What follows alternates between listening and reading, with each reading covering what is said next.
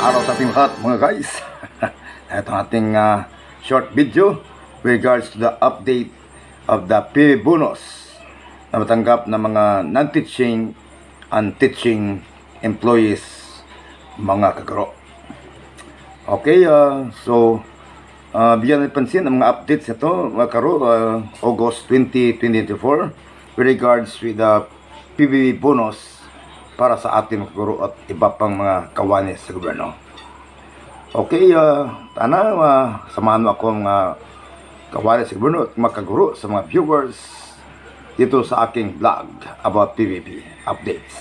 Sa hindi pa, mayroon akong introduction.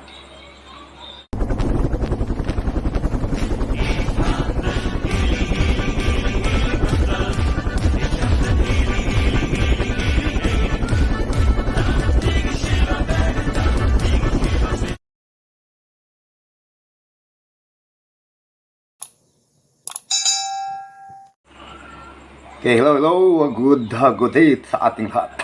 Napakasaya naman mga ibang mga region tanggap ng mga kanilang saro, mga kaguro, makawan sa gobyerno ang tungkol sa PBB performance-based bonus. So una nakatanggap na mga kaguro, makawan sa gobyerno ang DepEd Region 5. So DepEd Region 5 ay talagang nakatanggap na sila. Kasundo dito mga siguro, mga kawan sa gobyerno, ang DepEd Region 8, ang Eastern Visayas, karo. At susundan dito ng DepEd NCR at ang Region 8 Eastern Visayas at ang DepEd Region 3 Central Visayas, mga kagro. Okay, itong SARO Special Allotment Release Order ay isa sa mga pinaka-real na mga kaguro.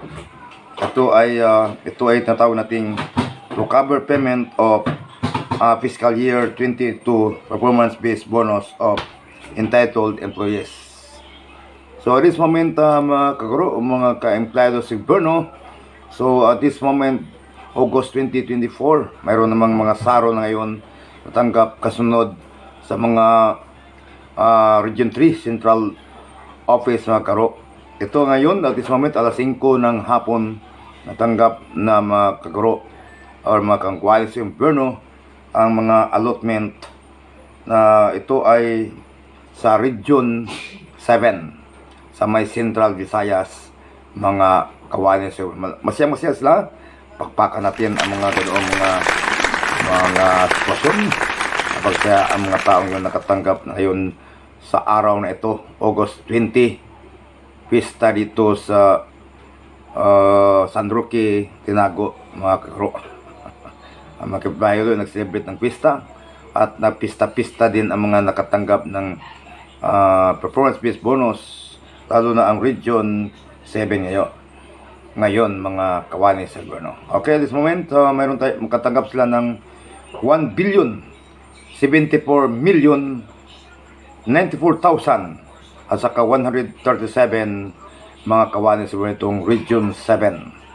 So alas 5 ng hapon sa araw na ito, mga kawani sa mga kaguro.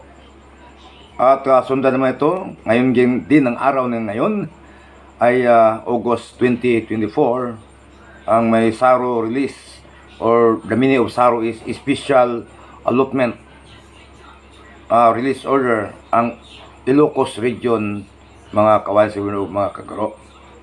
So ito ay to cover payment of fiscal year 2022 performance-based bonus of entitled employees. Ang Region Ilocos ay nakatanggap ng 820 million 999,559 mga kakawani sa gobyerno. So yun ang lang update natin sa tungkol sa PBB, mga kaguro at mga kawani. Maraming salamat sa panood. Tersos Christian Vlog. Maraming salamat. Pakpakan natin ang mga nakatanggap ng PBB sa araw na yun. Region Ilocos at Region 7. Thank you very much sa mga Terso Christian Vlog. Maraming salamat. Subscribe. click all button bell para updated pa kayo sa note ko mga plan mga kaguro at mga kawanis sa Gono.